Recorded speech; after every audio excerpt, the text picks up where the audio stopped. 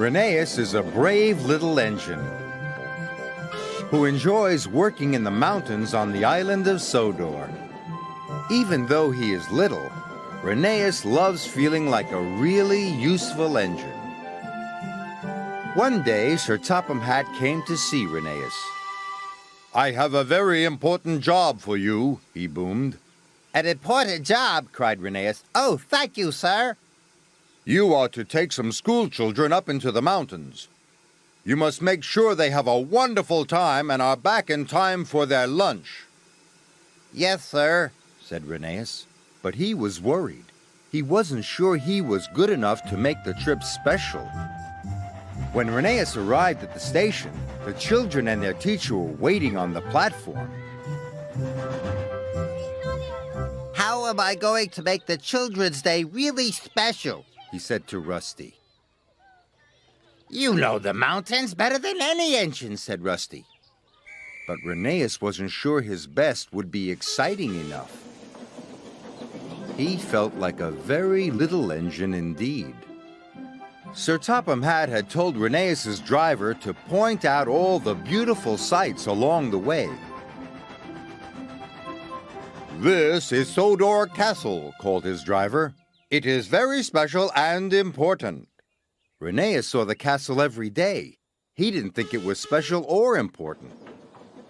"I must think of something exciting to do," he puffed to himself. "This is the valley view," said his driver.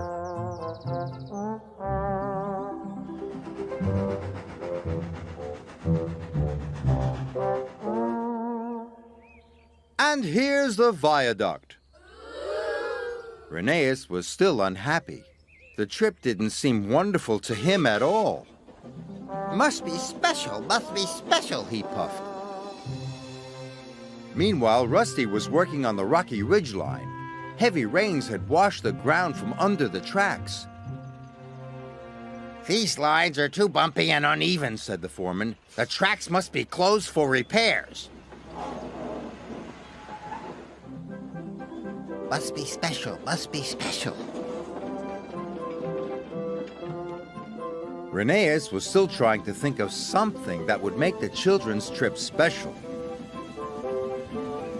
He didn't know the linesman had forgotten to switch the points.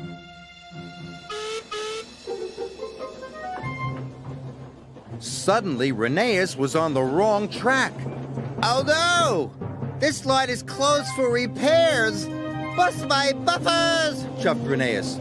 "Be careful!" cried Rusty. "The tracks are very bumpy!" Rheneas whooshed down the mountain like a roller coaster. The children cheered.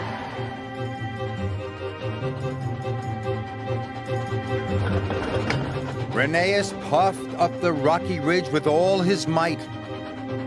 His coach clattered and bumped and bounced along behind. And the children oohed and ahed. Rheneas chuffed and puffed as hard as he could. He steamed across the trestle bridge. He was going so fast the teacher nearly lost her hat. Rheneas splashed under a waterfall. The children laughed happily, and the teacher covered her eyes.